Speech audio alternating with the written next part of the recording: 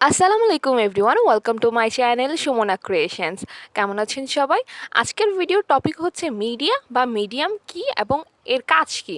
প্রথমত আমরা acrylic colour use করি, যেটা বাতাসের সংস্পর্শে এরকম ঘন হয়ে যায়। এছাড়া আবার রেডি অ্যাক্রামিন কালার যেগুলো আছে, এগুলো কিন্তু বাতাসের সংস্পর্শে ঘন হয়ে যায়। আমরা কাজ করতে করতে আস্তে আস্তে দেখব যে ঘন হয়ে গেছে কালারটা। তখন আমরা এনকে আর বাইন্ডারের সাহায্যে কিন্তু এই কালারটা ঠিক করে ফেলতে পারি। এই যে এখানে দেখতে পাচ্ছেন কিরকম হয়ে গেছে, এর বাতাস লাগলে কালারগুলো এরকম হয়ে যায়। তো প্রথমে এখানে আমি কালারটা নিয়ে নিচ্ছি। আর মূলত বাইন্ডার আর অ্যাঙ্কের মিশ্রণকেই কিন্তু মিডিয়াম বলে, যেটা বাজারে আপনারা কিনতে পাওয়া যায়। আর আপনারা নিজেরা যদি অ্যানকে বাইন্ডার থাকে সেক্ষেত্রে নিজেরা বানিয়ে নিতে পারবেন। এটা বেশি সুবিধা হবে, টাকাও কম পড়বে। তো এখানে যে আমরা কালারটা নিয়েছি এটা অনেক দিন আগের পুরনো কালার। তো এই কালারটা দেখতেই পাচ্ছেন যে কিরকম ঘন হয়ে গেছে। এছাড়া এরকম একটা আস্তর পড়েছে, যে আস্তরগুলো আমি এরকম ফেলে দিব, কারণ এইগুলা দিয়ে কালার করলে সমস্যা হবে। আর বাকি যে কালারটা ভালো আছে ওই কালারটার সাথে কিন্তু আমি অ্যানকে আর বাইন্ডারের মিশ্রণটা মেশাবো, যেটাকে আমরা মিডিয়াম বা মিডিয়া বলতে পারি। এখানে যে বাইন্ডারটা দেখছেন, বাইন্ডার কিন্তু আপনার রঙকে স্থায়ী করবে। এখানে আমি 1 চামচ যদি বাইন্ডার নেই, তো 1 চামচ অ্যানকি নিতে পারবো, এর চেয়ে কমও অ্যানকি নিতে পারবো। তো আপনার রঙটা যদি দেখেন যে অনেকটাই ঘন, সেক্ষেত্রে অ্যানকে 1 চামচ দিলে, মানে 1:1 দিলে ভালো। আবার যদি দেখেন আপনার রঙটা অনেকটা পাতলাই আছে, সেক্ষেত্রে অ্যানকেটা কম দিবেন, কারণ অ্যানকেটা বেশি লিকুইড, পাতলা করে ফেলবে রঙটা। আর সব কেমিক্যাল কিন্তু একটু করে মেশাবেন। এই যে রঙটা আস্তে আস্তে করে মেশাবেন। আমি প্রথমেই যদি 1 চামচ এখানে ঢেলে দিই, তাহলে আমার রঙটা অনেক বেশি পাতলা হয়ে যাবে। আমি যখন কাজ করতে যাব তখন কিন্তু সমস্যা হবে। সো এরকমভাবে আপনি একটু একটু করে রং দিয়ে যখন দেখবেন যে আপনার রঙের ঘনত্বটা ঠিক আছে, তখনই কিন্তু আর কেমিক্যাল মেশাতে যাবেন না। যদি বেশি পরিমাণে কেমিক্যাল মেশান, সেক্ষেত্রে আপনার রঙটা কিন্তু অনেকটা লিকুইড হয়ে যাবে, তখন ছড়িয়ে যাবে। আবার ছড়িয়ে গেলে আবার অনেকে টেনশনে পড়ে যাবে। নতুন যারা, তারা এই ভুলটা করতে পারে।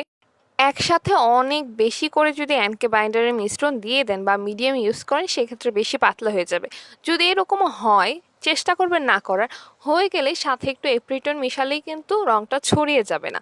তো এটা গেল অ্যাক্রিলিকের। এখন দেখাচ্ছি অ্যাক্রামিন। রেডি অ্যাক্রামিন কিন্তু অনেকে কিনলে দেখবেন এরকম ঘন হয়ে যায়। এটা হচ্ছে অনেকদিন থাকলে রেডি অ্যাক্রামিন এরকম ঘন হয়ে যেতে পারে। তো সেক্ষেত্রেও আপনারা এনকে বাইন্ডারের মিশ্রণ যেটা করে রেখেছিলেন, যেটাকে আমরা মিডিয়াম বলছি বা মিডিয়া বলছি, সেটাই হালকা একটু দিয়ে নেবেন। তারপর দেখবেন কালারটা আগের মতো হয়ে গেছে, তখন কিন্তু কালারটা ঠিক আগের মতো ইউজ করতে পারবেন। তো আমরা যারা রেডি কালার ইউজ করি, তো তাদের মাঝে মধ্যে এরকম সমস্যায় সম্মুখীন হতে হয়, যার জন্য বাজার থেকে যখন কালার কিনবেন তখন অবশ্যই এনকে বাইন্ডার কিনে নেওয়ার চেষ্টা করবেন। আর আপনার বাজেট যদি বেশি হয়, সেক্ষেত্রে অল্প পরিমাণে 50 গ্রামের মতো কিন্তু অ্যাপ্রিটনও কিনে রাখতে পারবেন, কারণ অ্যাপ্রিটন, এনকে বাইন্ডার এগুলো কিন্তু খুব গুরুত্বপূর্ণ। তাই অবশ্যই 50 গ্রাম হলেও সব ধরনের কেমিক্যাল নিজের সংগ্রহে রাখার চেষ্টা করবেন। তো এখানে আমি সাদা রঙটা মিশিয়ে নিয়েছি। এর কারণ হচ্ছে আমি একটা ফুল পেইন্ট করে আপনাদের দেখাবো, সেই সাথে পেইন্ট করার পর আমি যদি ধুই, তাহলে কি রংটা ছড়িয়ে যাবে বা উঠে যাবে, সেটাও কিন্তু আজকের ভিডিওতে দেখাবো। তো এর জন্য আমি প্রথমে এঁকে নিয়েছি একটা ফুল। এখানে আমার যে ব্রাশটা আপনারা দেখতে পাচ্ছেন, এখানে যে কালারটা আছে, এটা কিন্তু আমার করতে খুব কমফোর্টেবল ফিল হচ্ছে। যদি এখানে ঘন থাকতো রংটা, সেক্ষেত্রে আমার তো সমস্যা হতো, ঠিকমতো রংটা বসতো না কাপড়ে, কাজ করতেও অনেক সমস্যা হতো। তাই আপনাদের সবসময় এটা মাথায় রাখতে হবে যে হ্যান্ড পেইন্ট করার সময় যে রংটা, এটা যেন পাতলা হয়। বেশি ঘন হয়ে গেলে এরকম এনকে বাইন্ডার দিয়ে এটা পাতলা করে নিতে হবে। রঙের ঘনত্বের ব্যাপারে যদি কথা বলি, যেই আমরা ব্লক করি না, ওই রঙগুলো একটু ভারী হলে সমস্যা হয় না। আবার যে স্ক্রিন পেইন্টের রঙটা হয়, এটাও ভারী হলে ওদের কাজ করতে সুবিধা হয়। কিন্তু আমরা যে হ্যান্ড পেইন্ট করি, এই রঙগুলো যদি আমাদের পাতলা হয়, সেক্ষেত্রে আমাদের কাজটা বেশি সফট হয়।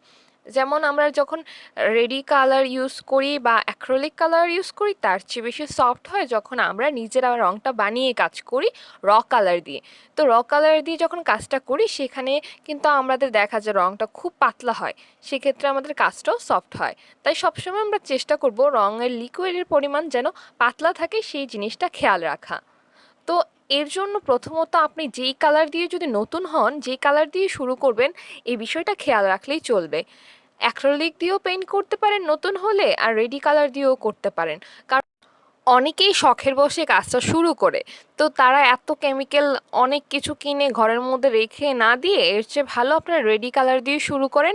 এনকে আর বাইন্ডের সাথে 50 গ্রাম কিনে রাখেন, তাহলে আপনার কাজটা যদি মনে হয় যে না আপনি কাজটা করবেন, আপনার কাজটা করে ভালো লাগছে, সেই ক্ষেত্রে আপনারা র কালার দিয়ে কালার মিক্সিং শিখে নেবেন। তো এখানে দেখতেই পাচ্ছেন আমার কাজটা কমপ্লিট হয়ে গেছে। এখানে কাজটা করার পর নর্মাল যে বাতাসে, এরকম বাতাসে দিয়ে রাখবো। 24 ঘন্টা পার হয়ে গেলে আমি আয়রন করে দিব। তো আয়রন করব অবশ্যই উল্টো পিঠে, কাপড়টার উল্টো পাশে আমরা আয়রন করব। আয়রন করা কিন্তু অনেক ইম্পর্টেন্ট একটা কাজ। এটা আপনারা যারা হ্যান্ড পেইন্ট করেন অবশ্যই আয়রন করবেন। আয়রন করার পর রৌদ্রে দিবেন। রৌদ্রে দেওয়ার পরে আপনি কিন্তু চাইলেই যে এখন ধুয়ে ফেলবো এরকম না, আপনারা অ্যাটলিস্ট 10 থেকে 15 দিন কাপড়টা না ধোয়ার চেষ্টা করবেন। অনেকেই কী করে যে ধোয়ার চেষ্টা করে সাথে সাথে, এটা করবেন না। তো এখানে আমি আপনাদের কাপড়টা দেখাচ্ছি একটু পানি দিয়ে, যে কালারটা আসলে সরে যায় কিনা বা ছড়িয়ে যায় কিনা, কি হয় সেটাই দেখাচ্ছি। তো এখানে আপনারা এখন এখন চাইলে যে ডিটারজেন্ট দিয়ে এই জায়গাটা ঘষা মাজা করবেন এরকম করবেন না। হ্যান্ড পেইন্টের কাজ তো অনেক শখ করে মানুষ করে, তো আপনারা ওইটা শ্যাম্পু দিয়ে ওয়াশ করতে পারেন, ডিটারজেন্ট দিয়ে ওয়াশ করতে পারেন, কিন্তু অবশ্যই খেয়াল রাখবেন যেন ওই জায়গাটা আপনারা ভালো করে ঘষা মাজা করতে যাবেন না, আর গরম পানি দিয়ে কাপড়টা ওয়াশ করবেন না। তো এই নিয়মগুলো মানলেই কিন্তু আপনাদের কাপড়ের যে কালার তা টিকসই হবে। সো আমার চ্যানেলে যারা নতুন এসেছেন, সাবস্ক্রাইব করেনি, অবশ্যই সাবস্ক্রাইব করতে ভুলবেন না। আর পুরনো যারা আছে আমার সাবস্ক্রাইবার, সবাই কিন্তু লাইক কমেন্ট দিয়ে পাশেই থাকবেন। আমার ভিডিওটা আর বড় করছি না, এখানেই শেষ করে দিয়েছি। সো সবাই অনেক বেশি ভালো থাকবেন। আল্লাহ হাফেজ।